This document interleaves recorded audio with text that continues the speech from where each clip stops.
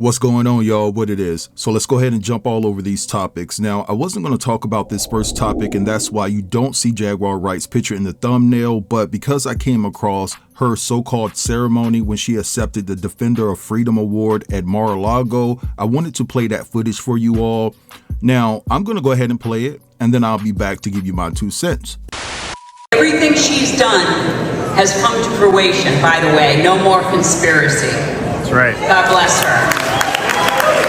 With that, I'm going to have Liz serve an award to a really, really amazing woman of my heart, because my own son was in the music industry, was signed, and she knew who my son was signed to.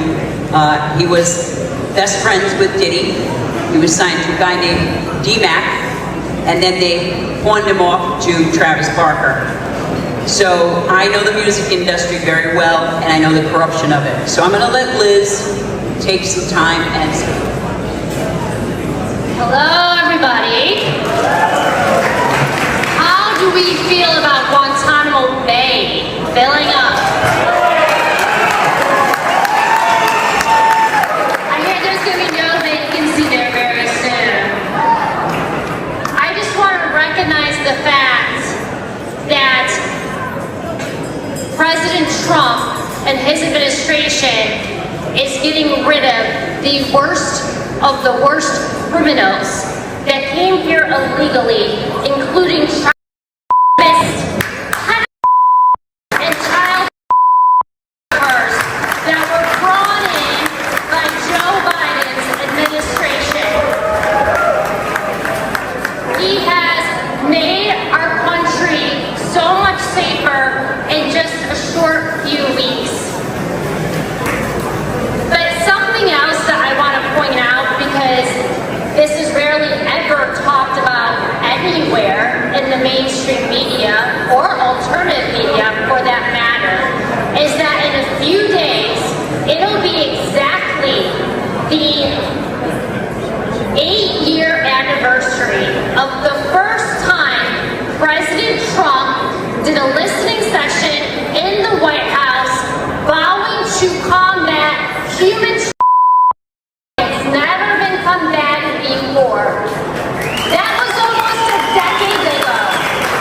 The media did not cover that. And the people in the media that did cover that got a lot of slack for it, to say the least. Needless to say, I'd like to ask you guys a question.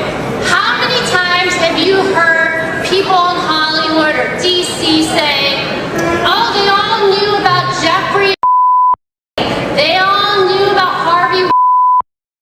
We had Cindy McCain say, oh, we all knew about Jeffrey, but nobody did anything, and nobody was willing to say anything. Well, unfortunately for Diddy and a lot of people in Hollywood, there is one extremely brave woman who knew what was going on with Diddy, Jay-Z, and a lot of their pals. And not only did she expose them, she absolutely has been scorching them for years. I do not think that there's anyone that is more feared than Jaguar Wright. So with that, I would want to thank Jaguar for being so courageous in a time where there's very few in media, and also in politics, and especially in Hollywood, willing to do something and say something when they see pure evil happening. And she's been doing it for a very long time. They called her crazy for years when she was calling out Diddy, and guess what? She was right. So Miss Jaguar, I love you. All right, so you guys just saw and heard all of that. Now, let me just say this.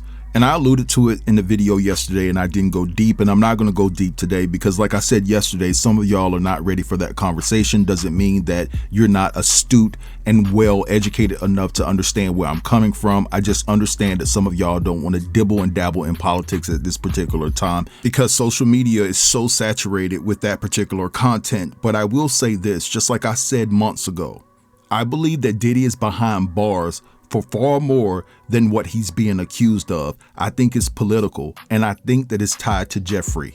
You know what I'm saying? I don't want to say his last name, but you know what I'm talking about. I really do, and I think that this administration is trying to cover up something because someone within this administration is complicit in all of this. Now, this is not to say that Diddy and Jay-Z are not complicit in all of this either, but at the end of the day, I think someone is trying to save their own ass. And if I'm going to be perfectly honest with you guys, I don't think that Jaguar felt comfortable up there accepting that award. I think that there were 1,000 things that were running through her head at that particular time, but she felt comfortable enough to go because she needs the protection. Remember, I said that Jaguar needs every bit of protection that she can get. Now, let me make myself perfectly clear. I'm not saying that there's no corruption on the other side of the aisle. I think that there's proof and timestamps that support that certain members from both parties had relationships with Jeffrey E. I just feel personally that Diddy knows a lot, and I think that he knows too much about this particular situation. But anyway, let's move along because I want to talk about TD Jakes. Now, this is a very interesting situation because I knew that Dwayne Youngblood had some accusations out there against TD Jakes, and I believe that TD actually sued Dwayne for going on Larry Reed, basically making these accusations that he was SA'd by him. But I didn't know that his brother Richard Youngblood had an encounter with TD Jakes as well, and he's coming forth with his own claim. Now, don't beat me up in the comments because I didn't know that the other brother, Richard, had the same accusations as it pertains to TD Jakes as saying him as well, or making some advances, unwanted advances towards him. Now, just to refresh y'all's memory about Dwayne Youngblood's claims, he basically said that this took place when he was 18 or 19, and Dwayne claims that during a private conversation at a clergy's woman home, that TD Jakes tried to kiss him, and then later on when Jakes got in the bathtub, Dwayne said that he called him while he was in the bathtub and suggested a secretive, transactional, intimate relationship whenever he came to Pittsburgh. He said that you will be the only person I sleep with. I'll take care of you for the rest of your life. Now, after Dwayne's claims that he regurgitated on the Larry Reed live show, his brother Richard followed suit and came forth with his own story, and he's saying that basically that him and TD was sharing a hotel room during a ministry trip, and then TD actually climbed to his bed and pressed against him and whispered disturbingly, "Youngblood, do you feel that?" And I don't need to go into deep detail. He was basically referencing that Peter had arisen. Okay, you guys just read between the lines. And then he also said that he escaped the bed, and basically he said that Jakes grabbed him and attempted to kiss him.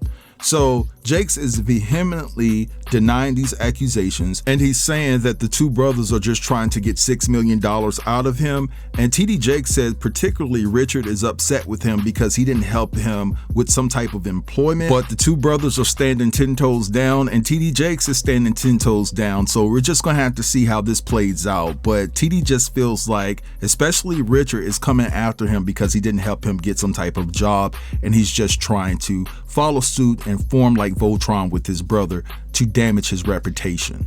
But anyway, let's move along, and I want to talk about this lawsuit as it pertains to Jay-Z. So it seems as though that Jay-Z has been hit with this huge lawsuit along with Jack Dorsey, and I believe that Jack used to own Twitter. Now he owns a company called Block Incorporated, I believe, and Block Incorporated is the actual company that owns Cash App. Now the reason why Jay is being brought into this lawsuit is because he's been a member of the Block Incorporated board of directors since 2021. Now the reason why Jack Dorsey, Jay-Z, and many others are being sued is because it's being alleged that there was illegal money that was being ran through Cash App, and they all knew about it, but they basically just said, hey, it is what it is. Now this lawsuit is being filed by a former shareholder in Block Incorporated by the name of Viraj Patel. And like I said, there's a lot of people besides Jack Dorsey and Sean Carter that's involved in this lawsuit. but I want to take the time to read you something that really stood out to me about this lawsuit. And just to let you know, I will be paraphrasing a lot of words throughout this passage, and it says here, throughout the relevant period, certain of the company's officers and members of its board issued statements that were materially false and misleading and omitted to the state material adverse facts necessary to make the statements not misleading because they failed to disclose the the company lacked adequate customer due diligence practices and failed to adequately monitor the nature of the transactions that were being processed on the company's platforms, and encouraged the use of Bitcoin, which together allowed the company to become a haven for unlawful activities. Company management ignored red flags indicating that Square and Cash App were being widely used for a variety of unlawful and unethical activities, including money laundering, CHILDSA, DRUG, terror financing, contract deletions, taking people out of here, paying somebody to take someone out, just to be more specific, and transaction in violation of economic sanctions. This is crazy.